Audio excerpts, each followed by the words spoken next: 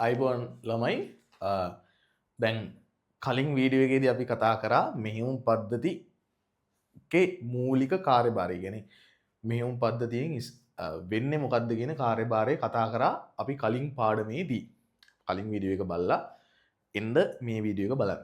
හරි? එතකොට මේ වීඩියෝ එකෙන් කතා කරන්නේ ළමයි මේ වීඩියෝ එකෙන් අතන කතා කරන්නේ මෙහෙයුම් ඒ කියන්නේ පරිගණකයේ ආරම්භක ක්‍රියාවලිය. පරිගණකයේ ස්විච් එක ඔන් කරද්දී ඔයා පරිගණකයේ ආරම්භ කරන ස්විච් එක ඔන් කරනකොට ස්විච් එක ඔන් කරාට පස්සේ එතනින් එහාට ස්විච් එක ඔන් කරලා පවර් බටන් එක එබුවට පස්සේ එතනින් එහාට සිද්ධ වෙන ක්‍රියාවලිය තමයි මම දැන් විස්තර කරන්න යන්නේ. ඒක අපේ සිලබස් එකේ තියෙනවා.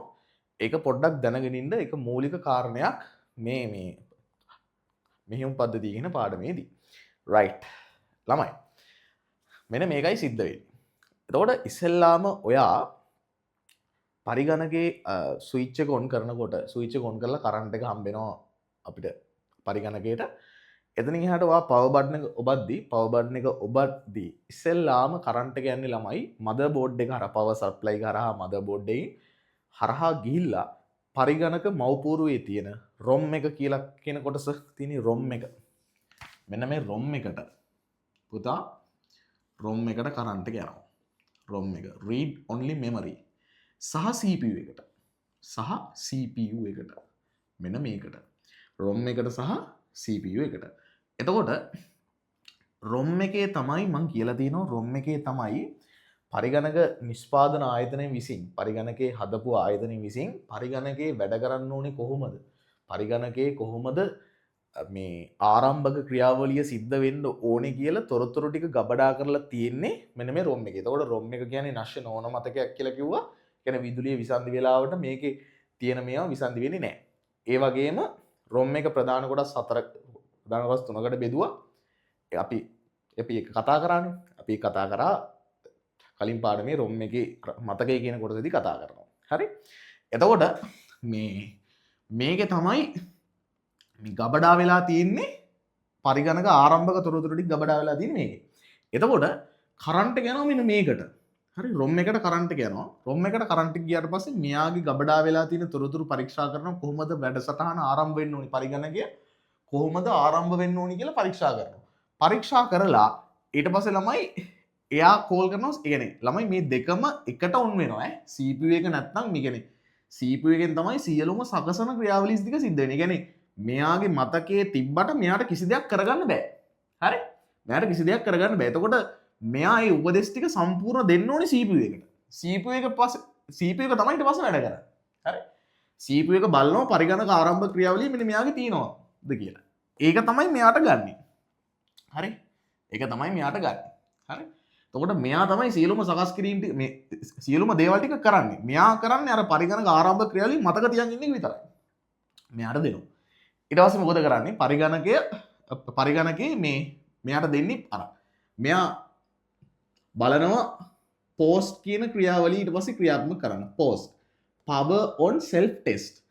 ඒ කියන්නේ CPU එක බලනවා ළමයි පරිගණකයේ සියලුම ආදාන සහ ඒ කියන්නේ පරිගණකයේ පද්ධතියක් වැඩ කරන්න අවශ්‍ය පරිගණක පද්ධතියක් ක්‍රියා කරන්න අවශ්‍ය සියලුම ඒ කියන්නේ අවශ්‍ය ඕන උපාංග ටික පරිගණක පද්ධතිය තුළ තියෙනවද කියලා. අවශ්‍ය උපාංග ටික. ඒ කියන්නේ පරිගණක පද්ධතියක් ඔන් වෙන්න අවශ්‍ය උපාංග ටික. උදාහරණයක් විදිහට RAM එක සහ VGA කේබල් එක.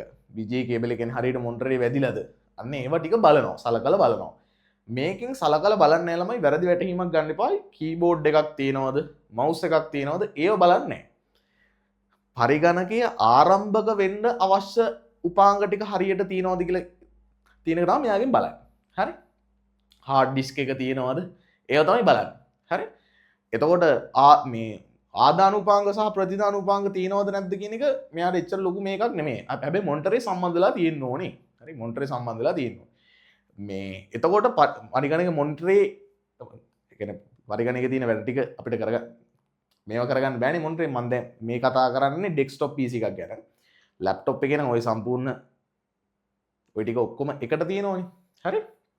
එතකොට මේ අනිවාර්යෙන් ළමයි ඩෙස්ක්ටොප් පරිගණකයක අනිවාර්යෙන් මොනිටරයක් තියෙන්න බෑ. නැත්තම් තියෙන ඒවා ටික පරිගණක වෙන ක්‍රියාවල ටික අපිට බලා ගන්න බෑනේ. හරි? එතකොට මේ පෝස් කියන ක්‍රියාවලින් කරන්නේ ඔන්න ඕක. කියන්නේ පරිගණක පද්ධතියක් ආරම්භ වෙන්න අවශ්‍ය මූලික ක්‍රියාදාමයන් මූලික ක්‍රියාවලි ටික තියෙනවද නැද්ද කියලා බලනවා. තියෙනවා නම් පරිගණකය ඊළඟ ක්‍රියාවලියට සූදානම්. කියන්නේ ඊළඟ ක්‍රියාවලියට යන සූදානම්. නැත්තම් ළමයි RAM එකේ හැම සම්බන්ධ නැත්තම් බීප් බීප් කියලා සද්දයක් එනවා. හරි. RAM එක හරියට ස්ලොට් එකට මදර් බෝඩ් එකට හරියට සම්බන්ධ වෙලා නැත්තම් බීප් බීප් කියලා සද්දයක් එනවා. VGA කේබල් එක සම්බන්ධ වෙලා නැත්තම් ඒත් ඒක මොනිටරේ හරියට පෙන්වනවා මේක VGA කේබල් එක මෙන්න මෙහෙම සම්බන්ධ වෙලා නැහැ කියන එක. හරි. එතකොට ඔන්න ඔය වගේ දේවල් තමයි මේකෙන් සලකලා බලන්නේ. ඊට පස්සේ පුතේ මේ පෝස් කියන ක්‍රියාවලිය ක්‍රියාත්මක කරලා ඒක ඕකේ වුණාට පස්සේ ඊට පස්සේ තියෙනවා තව CMOS කියලා මතකයක්.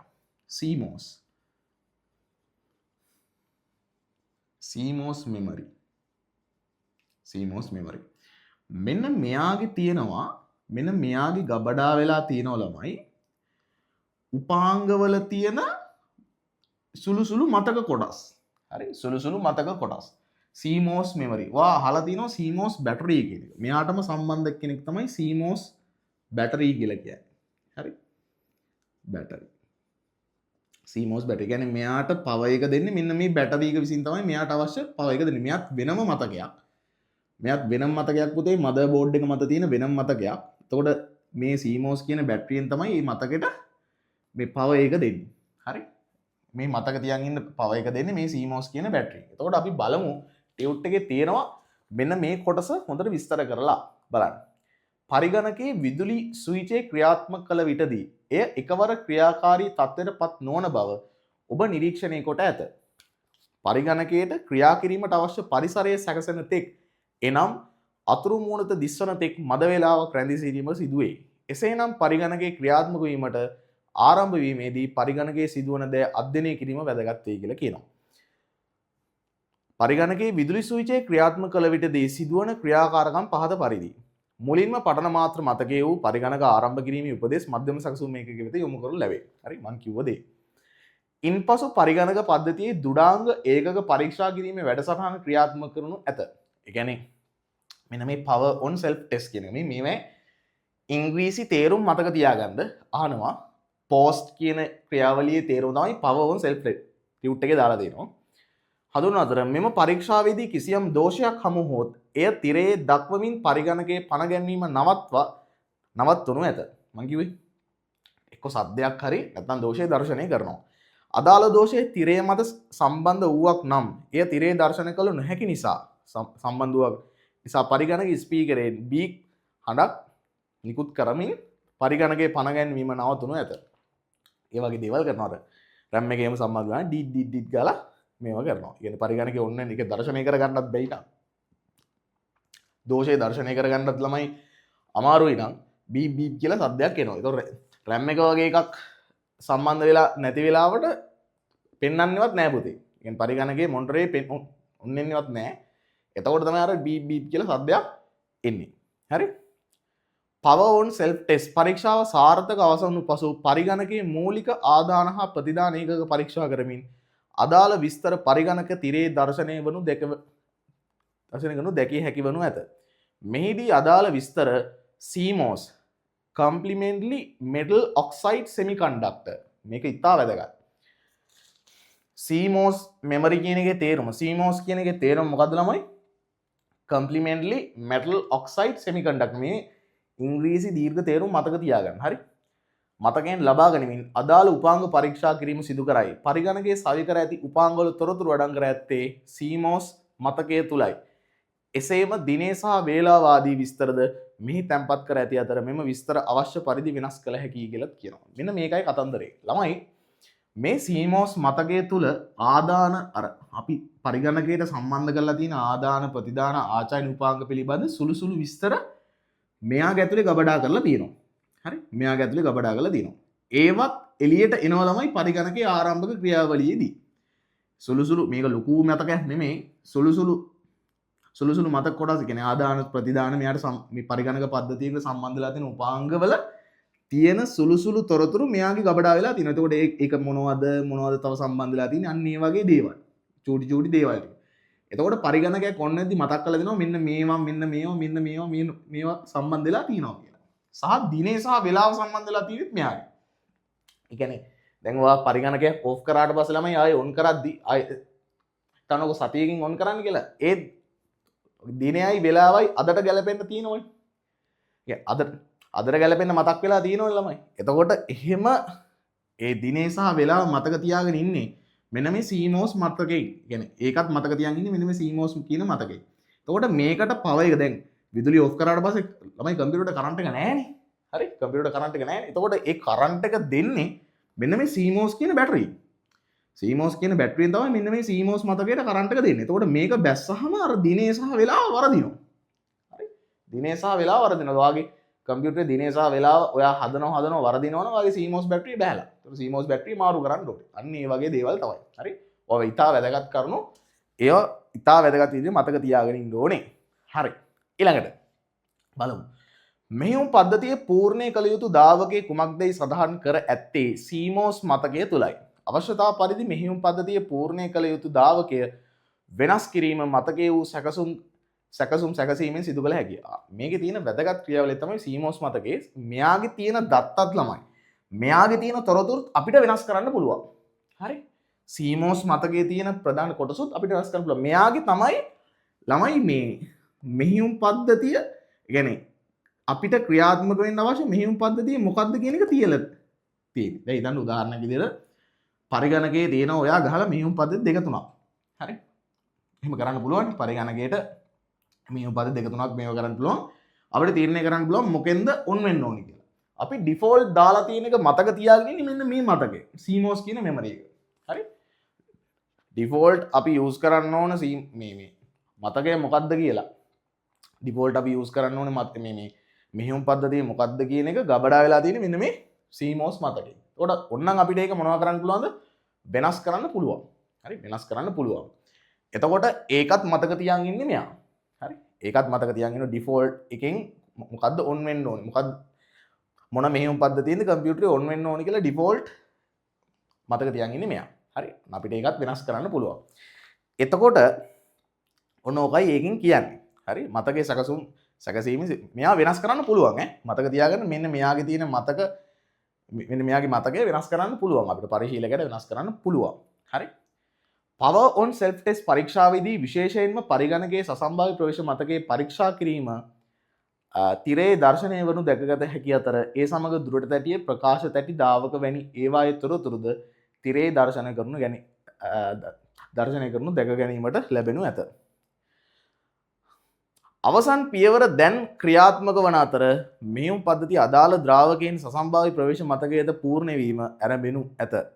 පරිගණකයේ මෙහෙයුම් පද්ධතිය එකකට වඩා ස්ථාපනය කරත් නම් මෙහිදී ඔබට පරිගණකය ආරම්භ කළ යුතු එමගින් අවශ්‍ය කරන මෙහෙයුම් පද්ධතිය තෝරා මෙහෙයුම් පද්ධතිය තෝරා ගැනීම සඳහා මෙනුවක් දර්ශනය වෙනු දැකගත හැකිය. ගත යුතු අතර බොහෝ අවස්ථාවලදී එක් මෙහෙයුම් පද්ධතියක් ස්වයංක්‍රීයව ක්‍රියාත්මක සකස් කර ඇති අතර යම් වේලාවකට පසුව ඒ ස්වයංක්‍රීය පරිගණකයට පූර්ණ වෙනවා. අර මං කිව්ව කතන්දරේ. හරි? අර මෙහෙයුම් පද්ධති දෙකක් තුනක් ඉන්ස්ටෝල් වෙලා තියෙනවා නම් මොකෙන්ද ඔන් වෙන්නේ කතන්දරේ කියන්නේ.